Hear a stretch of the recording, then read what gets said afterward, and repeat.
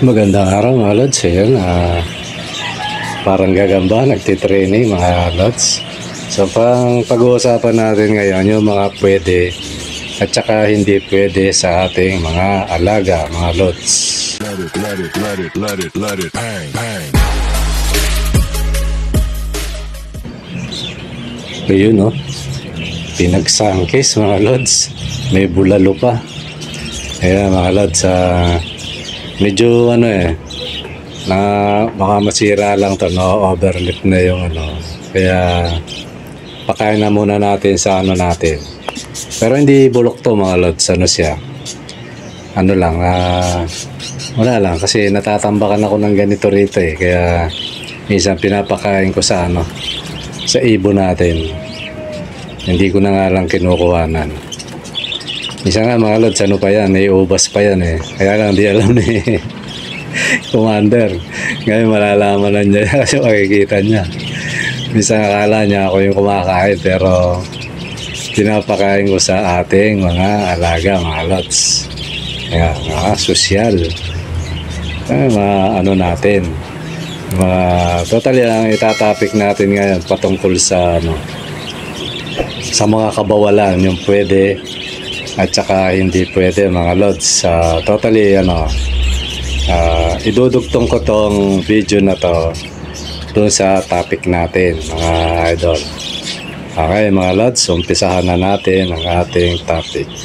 Magandang araw mga lods. Ayan, at panibagong naman tayo. Totally nakapokus tayo ngayon sa mga pag-iingat sa ating mga kids. Ayan, para maiwasan magkasakit o mamatay. Totally nagchat sa akin si Kenji TV. Mukhang nadali yung alaga ni Lods. Kasi pinakita niya nung gabi raw, pinakain pa niya, tapos ng umaga parang gano'n ang intindi ko sa chat niya, tapos maya patay na.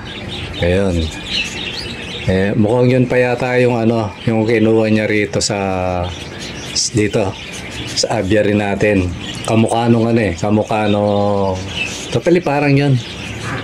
Yun mga lods, yung binigay ko sa kanya, mga healthy yun. Totally yun kasama yun sa yung mga dalawa lang yun hindi ko nga binigay sa kanya yung isa ewan ko kung napansin niya yun, dalawa yun. Sabi ko sana wag na niyang maituro kasi nilagay ko na sa cage yung mga yon, tapos pinakita ko sa kanya, pinakyat ko. Sabi ko wag na niyang maituro yung isa kasi dalawa na lang yun yung mature na yon. Yun, totally kaparis ni Marites yun. Yun si Mario, yung hindi ko binigay kasi matagal natin breeder. Yung isa, yung binigay ko sa kanya, anak ni Mario yun, anak ng Budget yun mga lods. Totally yun mga idol, malakas na ibon yun, healthy yun Nagtaka ako nung sinend niya sa akin, namatay daw. Baka yun totally yun nga yung tinatopic natin. Kasi nga maring tayo bihasa tayo sa ibang ibon. Pagdating sa kids hindi. Ito pinapauna ko mga lods. Sa mga hindi nakakaalam, ang parakeets mga idol, matakaw yan. Kahit anong kinakain yan, ikumpara mo sa African. Ang African medyo mapili pa yan pero ang parakeets mga lods, kaya nga minsan nalalason yan basta nasa capture natin pero sa sa wild imposible mong malason yan kasi imposible mong malason yan kasi dahil mula maliit yan, kung nasa wild yan, siyempre may mga kasamang ibon yan, tsaka may sabihin matalinong ibon yan, alam na ng maring iba yung lengguwahe nila sa tao, pero maituturo ng parents yan na bawal yan. Siyempre, kung ano lang yung kinakain na nakikita niya na mga kasama niya sa wild, yun din ang kakainin yan.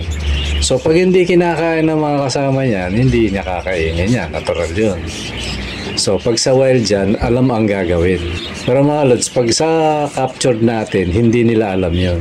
Totally, kung ano lang hiyain natin, o kaya kung may mahulog, kinakain yan mga lods. Ako ang hula ko kay Lods ano eh. Ito mga possible lang Lods ano, Kenji TV. Mga possible lang. So ngayon ang mga possible niya Lods ito. Kung hindi sa pinakain mo, kasi ang ano mga idol ganito. Baka may napapakain tayo, pag kinain niya lumulobo sa katawan. Kagaya ng kanin, di ba, no? Lumulobo yan, kaya ako, control ako dyan eh. Kaya kung magpapakain ako ng kanin, merong Integra. Basta kung ano yung tinapay, yan, pwede yan. Pero pag nasobrahan, lumulobo yan. Hindi kaya ng ibon yan, mga lods. So, yan yung mga possible. O kaya sa mga gulay. Baka mamaya hindi nyo alam yung gulay, toxic yun. Eh, patay talaga ibon dyan. Di ba, no? Eh, totally, yan nga itatopic natin. Yung timing naman si Lods na matayan ng ibon. Sayang yung ibon. Ganda pa naman ang lahi ng Lods. At saka yung, yung topic kong, gawa na yun eh. Minsan nag-a-advance ako mga Lods eh. Yung upload ko kinabukasan, ginagawa ko na yun. Pag medyo may time ako. Kaya siguro ito maaaring nagano si Lods sa kinabukasan na niya mapapanood to na yung mga cause ng pagkamatay ng ibon niya. Kasi mga Lods, ang parakeets, tandaan nyo, matibay ang buhay niyan. Matibay yan. Ang kinamamatay niya, predator. Yan. Pag nadali ng predator o kaya ginurgur ng parents, di ba? Basta sa captured kasi may predator din kahit nasa captivity na natin yan eh. Yung nalason, maaaring sa gulay na hindi natin alam, nakakalason pala. Kaya over sa pakain. Kasi matakaw yung mga Lods eh.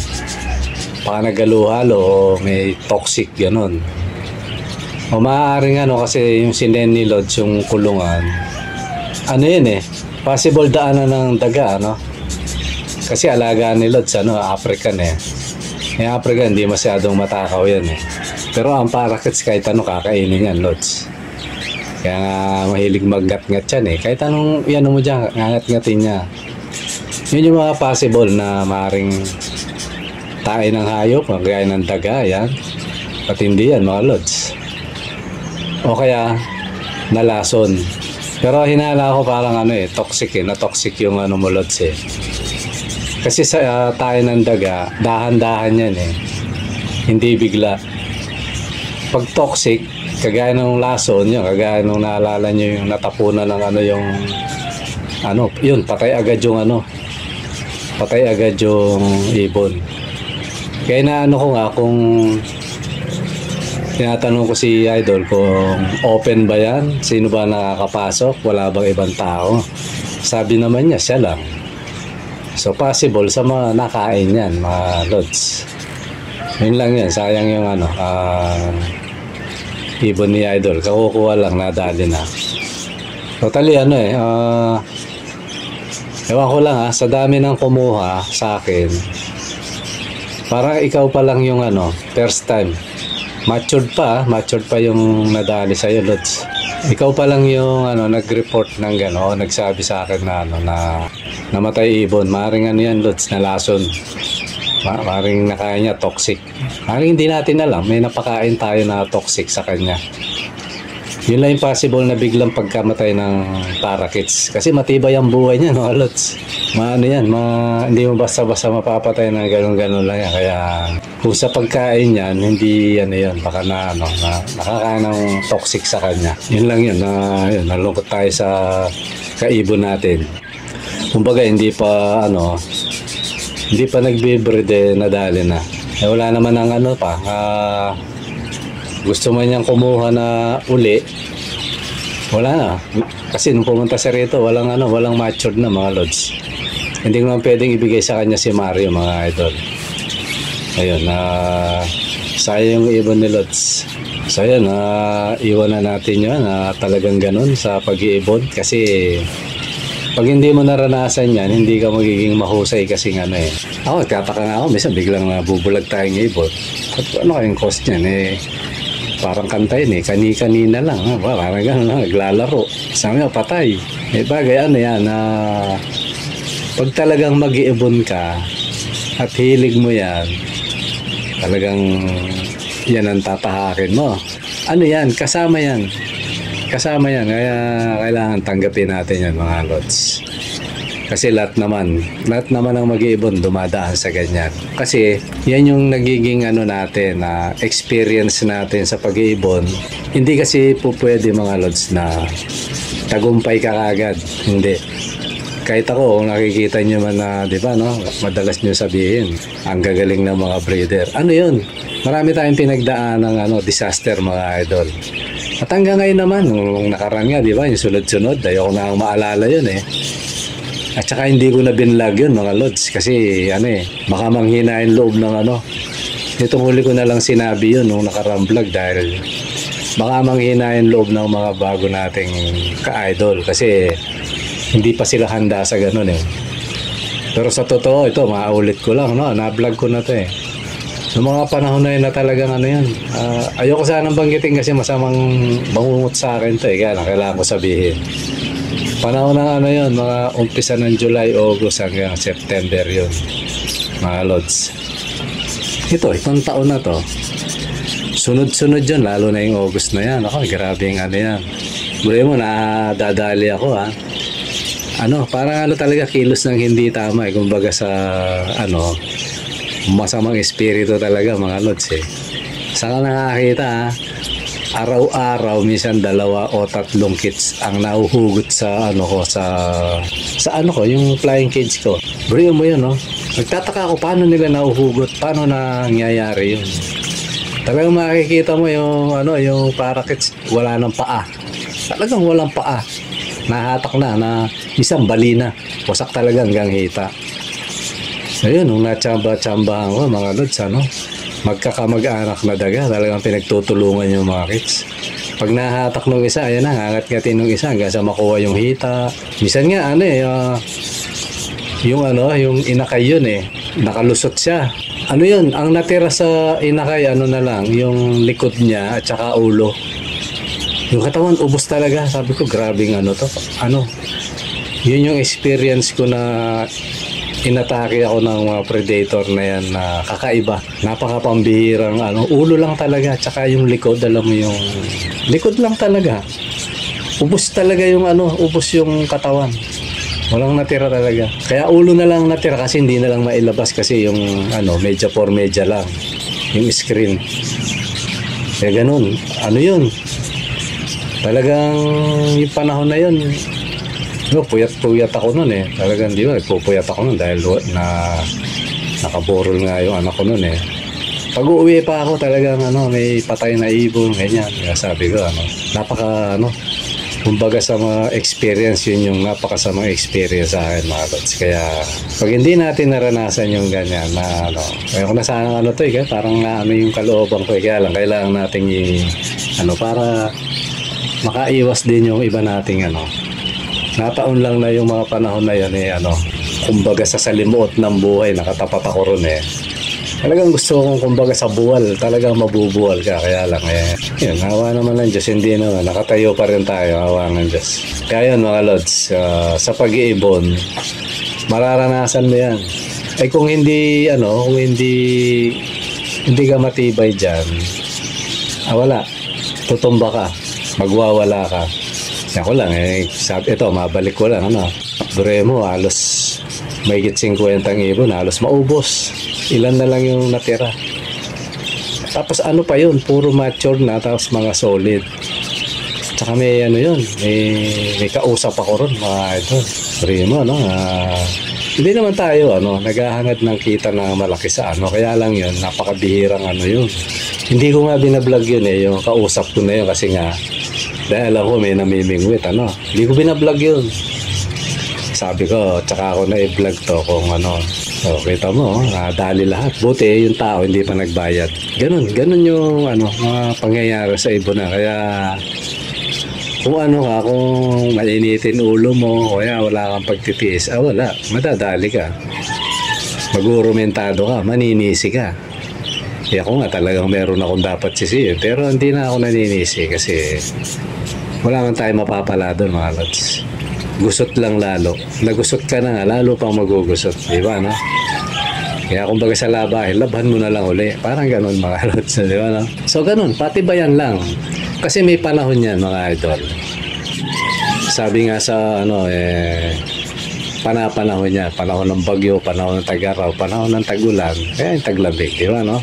Siguro, pinakamasasabi ko kumbaga sa weather, pinakapanahon na maganda, yung hindi sa bumabagyo, hindi malakas ang ulan, yung ano lang, alam mo yung ulan na katamtaman, ayun, yun yung magandang weather kung nasa Pilipinas ka.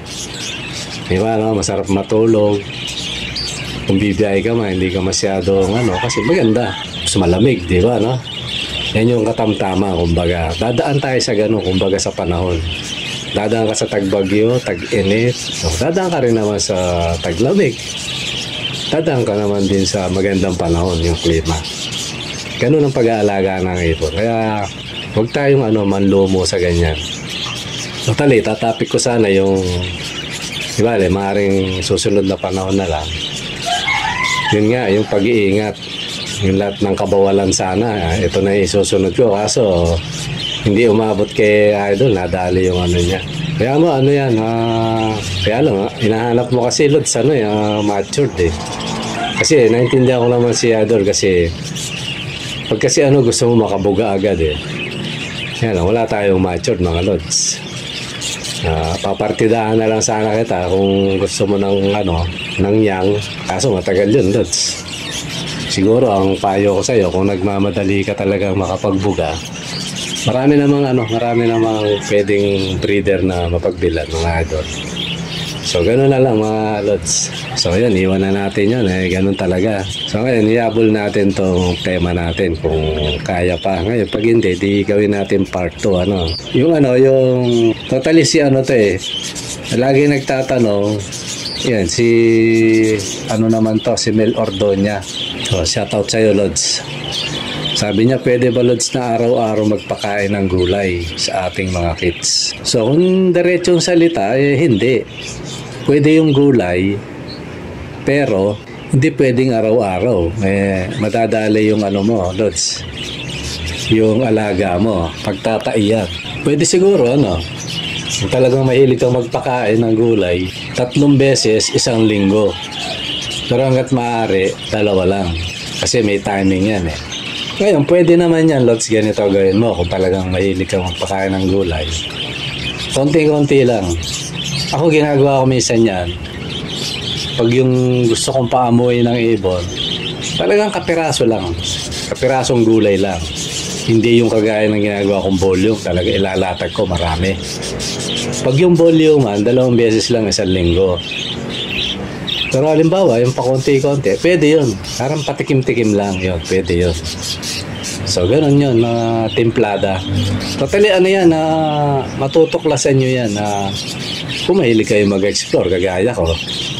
Ngayon, kung hindi, manood na lang kayo dito, mga Lods. Matuto tayo pare-parehas. So, ang pinaka-final na sagot ko sa Lods, kung gusto mong araw-araw, konti-konti lang, parang tikim-tikim, ganun. Diba, may high blood na mga tao, may mga edad na may high blood. Gustong kumain ng mga baboy, di ba? Bawal sa kanila yan. Pwede naman yan kung totoosin. Tikim-tikim lang. Di ba? Ganun Ngayon, kung wala ka namang tama o volume, pwede. So, parang ganun din yung sa pag-iibon. Gusto mo pakainin ng gulay, araw-araw, pwede. Kasi baka marami kang nakukuhang gulay, pero huwag mong volume. Konti-konti lang. Halimbawa, ang papakain mo talbos ng kamote. 1 dahon lang. 2 na sila ron, Lods. Di ba, malaki naman yung dahon ng kamote. Yun, yung kangkong. Yun, isang ganun, kasama yung tangkay. Yun, pwede yun, araw-araw. Pero titingnan mo rin. Di ba, Baka magtae rin kahit pakunti. Pero hindi i-epekto yun. Basta 1 dahon lang. 2 na sila. Di ba, Ganun lang ang mga Lods. O yun, parang ganun yung tema natin kasi diba, pwede ba ang gulay sa ating mga kids? Pwede. Pero hindi pwede ang lahat ng gulay. Diba, O yung hindi pwede? Marami yan, mga Lods. Yung iba nga, hindi ko pa alam Bawang, sibuyas, yan. Yan ang pamosong dyan na nakakamatay Number 1. Sa dahon naman, dahon ng abukado. Yan. Sa prutas naman, buto ng na mansanas. So ganito mga lods, para mapakain nyo yung avocado mga lods, mula sa basta kabuuan ng avocado, bawal yun.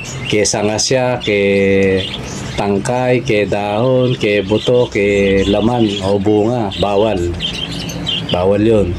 Ganun din ang sibuyas, lahat ng parte ng sibuyas bawal yan. Yung bawang din, lahat ng parte ng bawang bawal. Pero sa mansanas, kung sa prutas, yung laman pwede, yung buto bawal. So ngayon, para makaiwas ka, titingnan mo mabuti kung pakakainin mo ng mansanas, di ba, no? Pero kung gusto mong safe, i-research mo yung ano yung hindi bawal. Yung dalanghita, yun, pwede yun, kahit pati buto. Saging, papaya, yan, pwede, pati buto. Marami naman, sibuyas. Bayabas, yan. Kung nasa probinsya ka, maraming bayabas, pwede yan. Kasama buto. Ano yun, pag research ka, manood ka sa yan, kagaya mga vlog na ganito. Kasi baka mamaya, tuwan-tuwa ka, pinakain mo yung alaga mo ng gulay. No pala, yung gulay na pinakain mo, toxic sa kanya, patay ka agad yan. Kasi pag nasa capture dyan mga lods, hindi nila alam yun. Nasa pangangalaga natin, sa atin sila lumaki. Kaya hindi nila alam yun. Kakainin nila yun mga lods. Yan, kagaya ng kanin, di ba, no? Pwede ba yung kanin? Pwede. Kahit walang integra, di ba, no? Kaya lang, huwag araw-araw. Siguro, pwede mo pakainin ng kanin yan isang beses, isang linggo. Pero kung may integra, kahit 2 beses. Di ba, no? Ganun yun. Kaya kung minsan, pag sobrang dami ng kanin ang ginagawa ko, alternate pero konti lang yung kanin. Konti lang. Tapos integra, tapos seeds. Yan, para mag-mix yung kakainin. Baka magkasunod na pinakain ko dahil may tirang kanin. Pwede yun, ginagawa ko 2 sunod, pero hindi sobra. Kasi ang ginagawa ko mga lods, pag nagpakain akong kanin tsaka integra, yung imimix ko, wala talagang seeds yun. Talagang solid na puro kanin yun. Maghapon nilang kakainin yun. Pero minsan, may tirang kanin, naghihinaing ako, konti lang ilalagay ko na integra kanin, tapos kalahati seeds, yan. 2 lagayan yun. So ganun lang ang pag-aalaga mga lods, yung para maiwas yung natin, yung alaga natin. Kasi tandaan nyo, kahit matakaw yan, makamamaya, late ng cage, mamamatay din yan, magkakasakit yan, magkakasapola, di ba, no? Tsaka kahit sabihin mong lalaki yan, o sabihin mong tataba naman, baka atakihin naman yan, baka akala niya walang inaatake. Ayun, isa rin yung lods. Baka kasi sanay sa malaking cage to, tapos napunta dyan, baka sagana sa pagkain. May possible yun. Kasi ako meron na ako inataking ibon Kita namin, naglalaro pa siya. Pinapanood pa nga namin Akala namin naglalaro lang. Nung pala nire-revive na nung kasama niya. Kaya dun ko rin nakita na ang mga ibon na yan, tutulungan niya yung kapwa. Sabi nung anak ko, tay, para pinapatay na. Sabi ko, hindi, naglalaro lang. Pala, nire-revive niya. Inatake na pala yun, mga lods. Ayun, saksi kaming 3, yung anak kong namatay, tsaka yung misis ko. Tapos ako. Yung anak ko, alala ko naman, kasi kada nagkukwento ko, mga lods, dahil laging nandito yung anak ko na yun. Kaya di pwedeng hindi ko mabanggit absensya na kayo mga lods. Wala, masari na tayong total nasa piling na siya ng Panginoon mga lods. So yun mga lods, ganun yun mga cause ng natin. So para maiwasan yun, kailangan nasa tama yung pakain natin. Totally siguro dugtungan ko na lang to kasi mahaba na masyado yung video natin mga lods. Siguro ituloy ko na lang to, gawin na lang natin part 2 mga idol. Okay mga lods, sige, hanggang dito muna at maraming salamat sa panonood. Bye bye.